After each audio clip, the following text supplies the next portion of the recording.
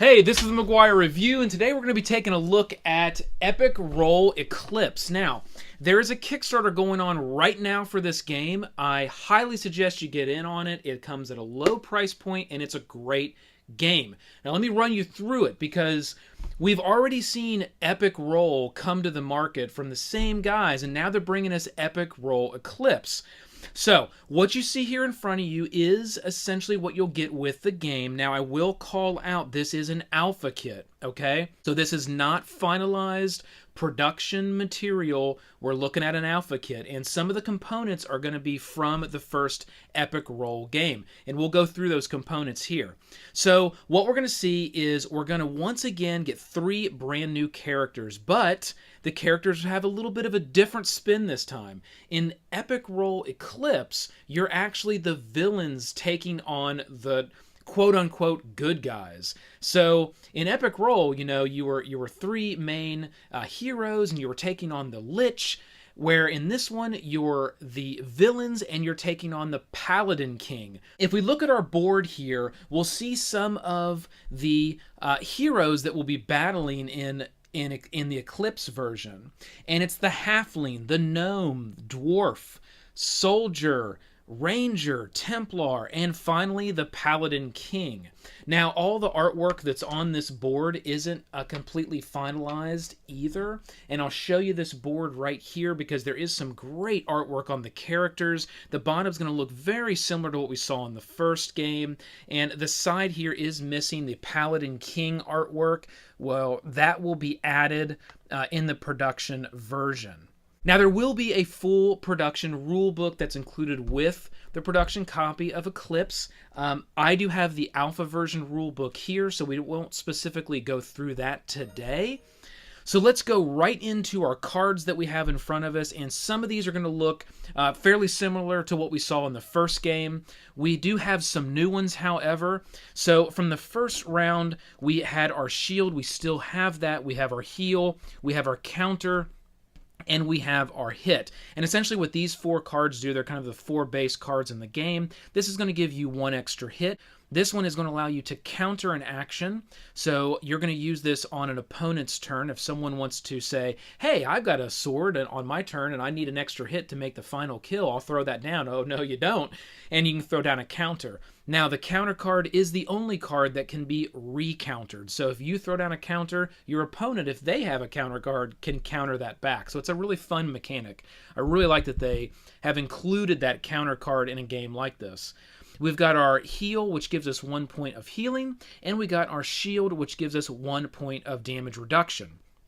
Now, some of the new cards that we have in Eclipse is this bolt, and I really like this one because this is an actual automatic hit, much like our sword would be, but this is something that you would play on an opponent's turn. So if an opponent took their turn and they were maybe 1 from death, and they thought, oh yes, I made it, or you know, they tried to escape and they made it just 1 from death, you can actually throw the bolt down, and it's kind of like a, you know, a lightning strike from Zeus.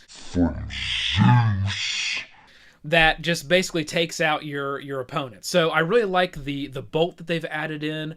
And then we also have a few other cards here that are some doubles.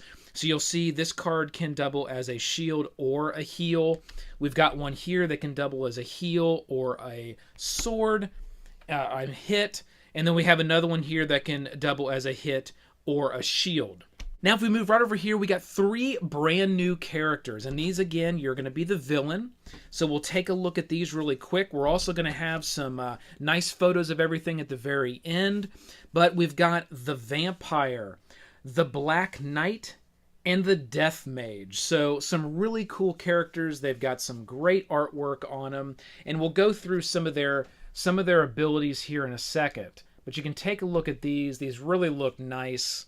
Again, alpha kit, so we're probably going to see some, some much better quality print on the final production. So please don't judge the game by that. This is just a very, very early version of the game. These cards here come into play with something called the Veteran game, and we're going to get into that here at the end of the review, because what it is it essentially takes the 3 characters, the 3 base characters you have in this game, And it stacks on top of that and it adds a little extra layer of gameplay. So you're going to have some active and some passive abilities that are going to come into play for these characters that you can use over the course of the game. And you also will be able to hold one more card here in your hand as you're playing, and that's the veteran game. So we'll get into that here in a few minutes. But what I want to do here is just do a very quick run through of what the gameplay will look like. We're going to go ahead and set these to the side, and I want to explain some of the components that we have here.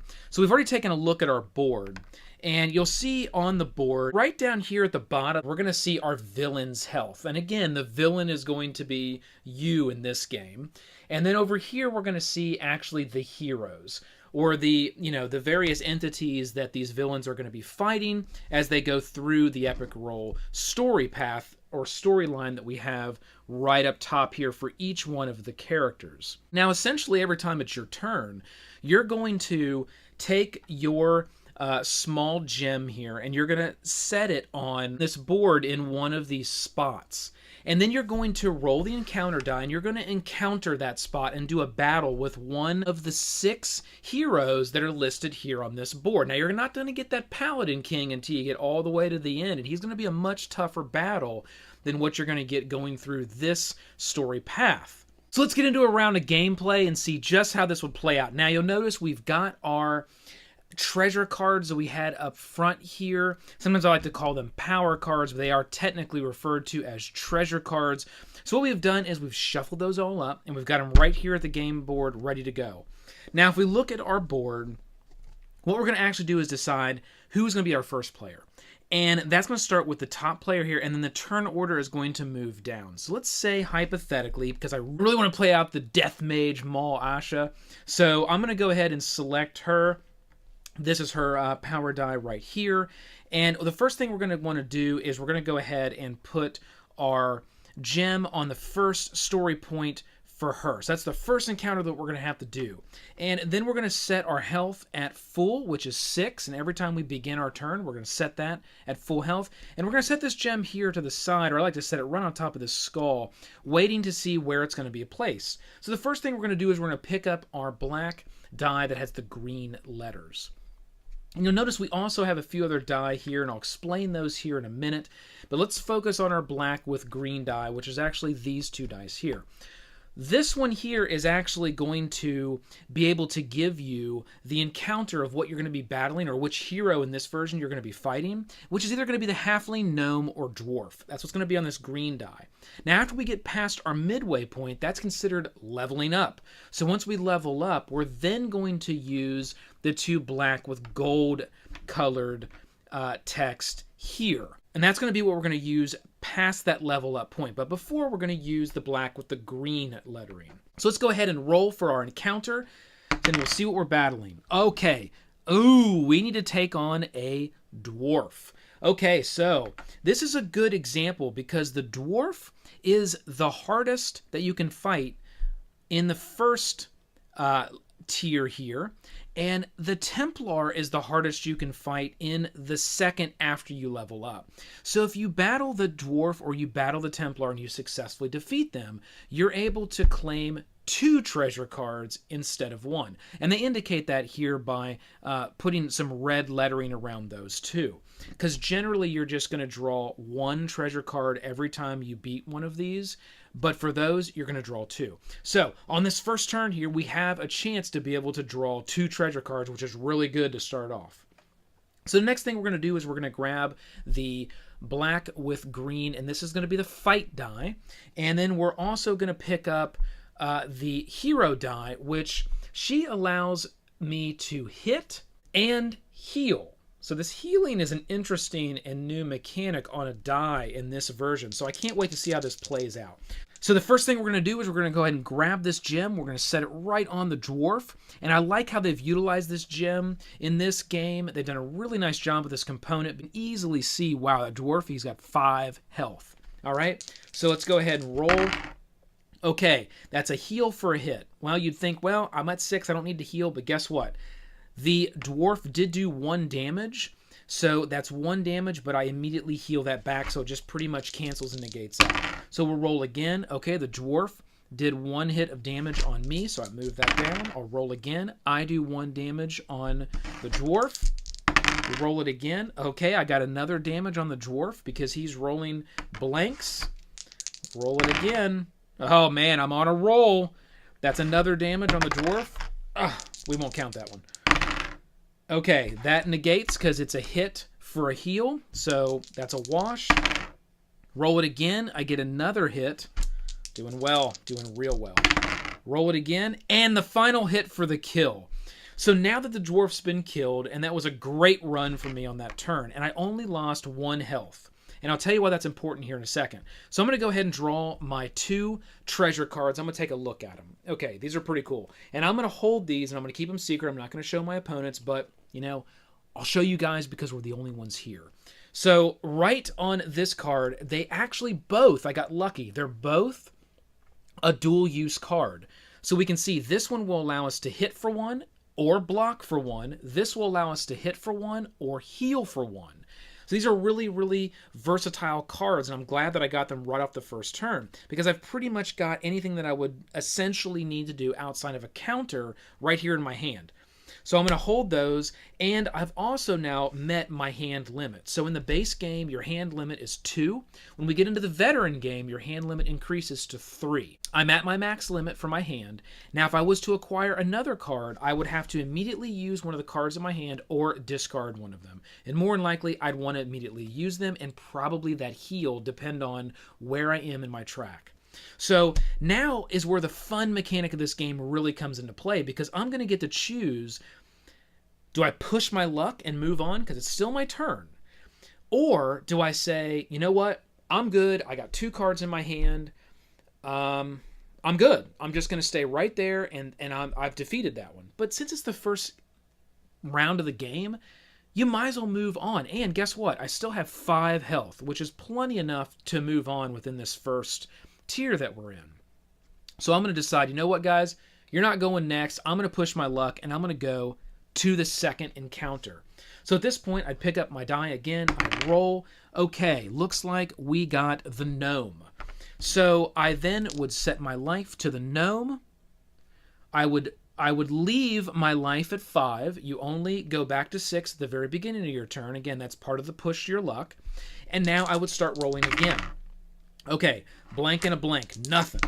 I'd roll again, hit and a hit. So gnome hits me for 1, I hit it for 1. Okay, blank and a blank, nothing. Nothing.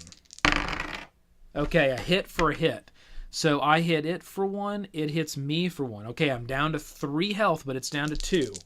All right, and remember, I still got my cards, so I might want to use those, but I'm doing okay. Ooh, okay. Hit for a hit, so it's down to 1, and I'm down to 2. You know what? This first tier, it can't do 2 damage, so I'm going to go ahead and push my luck and do another roll, because I can always offset that by a card that's in my hand. Yes, and I got the final hit for the kill. Okay, so the gnome is now dead. I got the hit. Now I would claim a treasure card, but you know what? I've got 2 already in my hand. So what I need to do now is go ahead and discard a card or play one immediately. So I'll go ahead and I'll draw that 3rd card, and I'm going to go ahead and just play one immediately, and that's going to be this card right here, which is a heal and a hit. So I'm going to go ahead and just play that card, still keeping my 2. And that allows me to immediately heal to 3, which, you know, in this situation doesn't really do me a lot of good. I mean, if I was a little higher in the track, it probably would help. But you know what? I've got 3 health. I might want to push my luck and try to even get to that 3rd spot, because if I can beat that 3rd spot, I've now leveled up. So let's see. What do I want to do? You know what? I think I am going to push my luck and try to beat this 3rd spot with only 3 health. All right, let's go for it. So I moved mine up to the 3rd spot. You know, guess what? Nobody gets to go. I'm still on a mad run. I'm going to pick up my encounter die, roll that die, and I get a halfling. Okay, this is really good for me because with a halfling, I've only got 3 health to get through. Now I'm on 3. Halfling's on 3. Even to even. Okay, even Stevens on this one. Okay, we got a hit and a heal. Negates. Perfect. Let's do it again. Okay, 1 heal from me. Excellent. Let's keep the heals rolling. Okay. Got 1 hit on me. Right back down to 3. Remember, I still got my cards.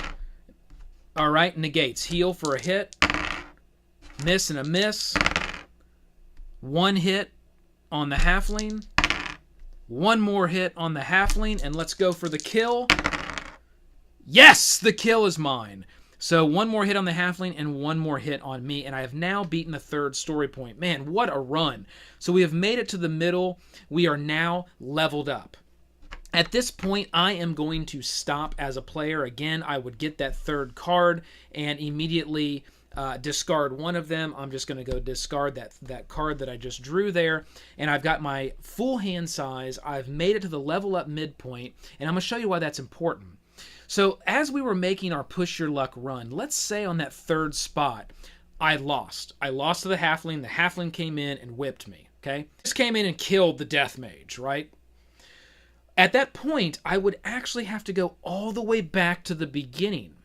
So once you make it to the halfway point, if you die in any of this tier that's before the halfway point, you only have to go back to the halfway point. You don't have to go all the way back. So let's say I continued playing this game and I beat the next one here and I was on this one and I died on that one.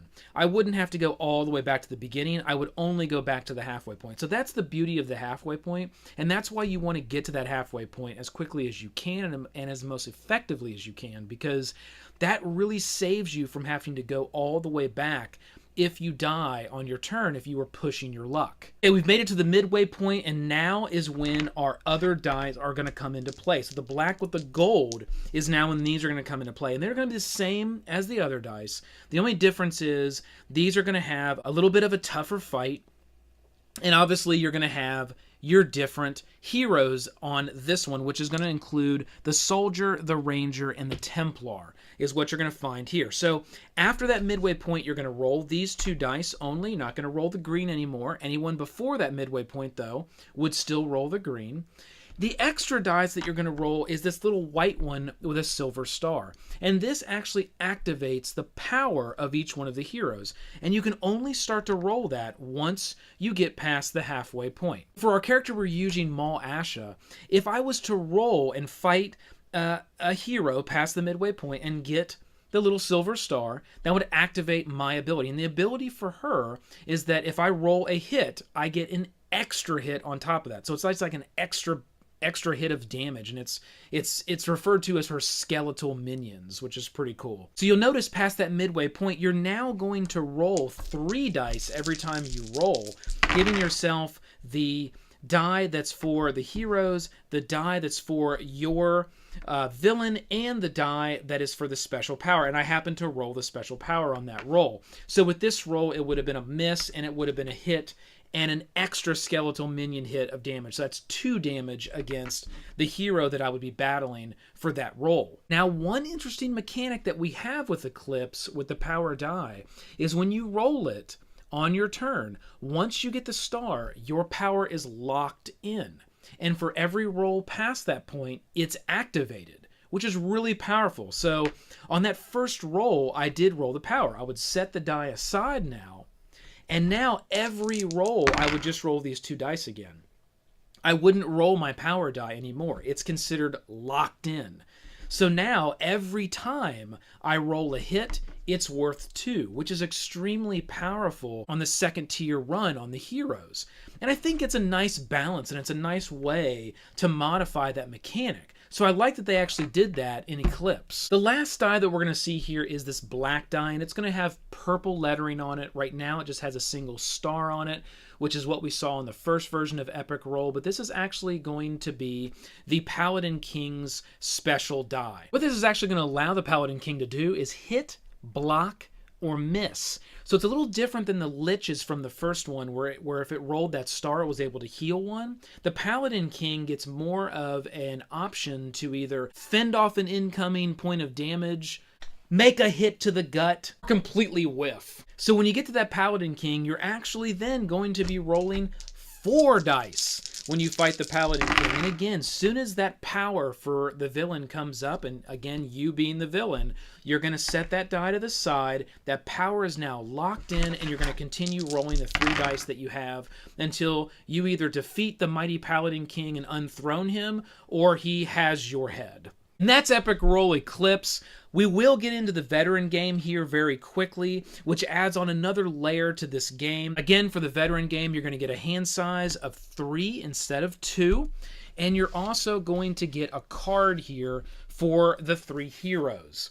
Now, taking a look at these cards, we'll start with Mal Asha, our death mage that we used for our play example.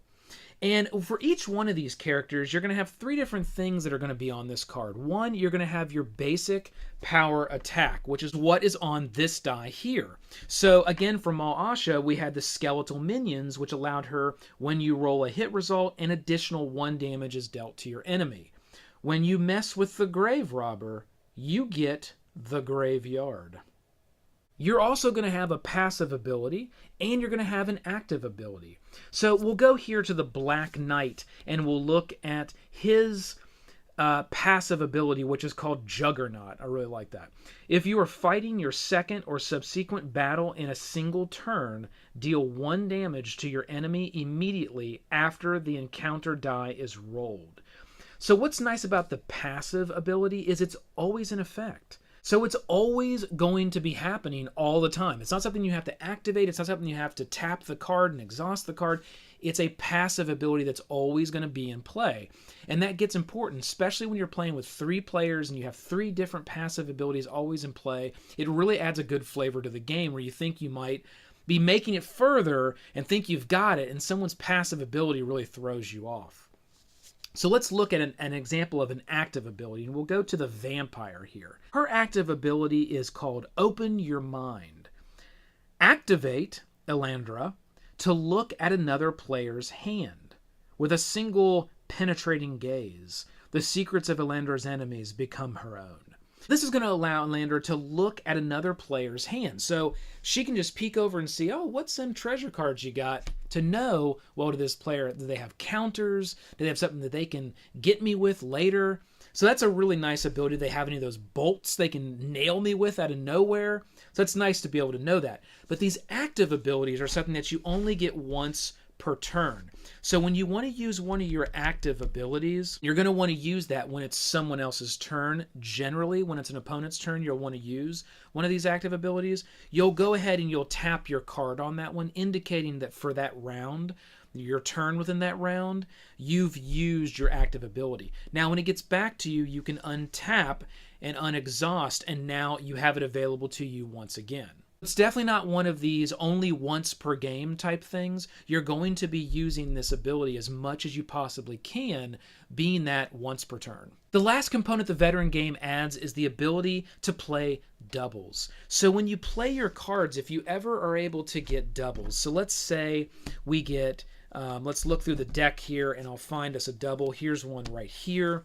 Let's say in our hand we have 2 of the heals. Okay, now generally we could play both of them and we could say, okay, I heal one, okay, and I heal another one. But if you ever play doubles, it gives you actually 3 points. So these 2 healths will give you 3 points of healing.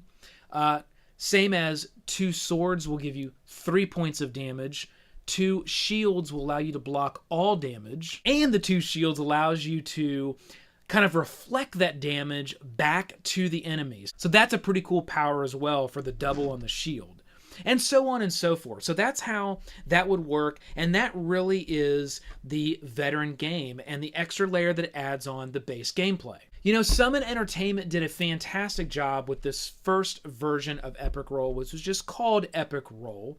I play it all the time with my friends. We all love it. We have a great time. And they've fired back and they've made an excellent expansion, Epic Roll Eclipse. So, you know, I hope you guys like this game. It's a great game. Get in on the Kickstarter. You won't be sorry. Pick up a copy. I know I will as well. So this has been Epic Roll Eclipse. Click that like, hit the subscribe to join. This has been the McGuire Review, and we'll see you next time.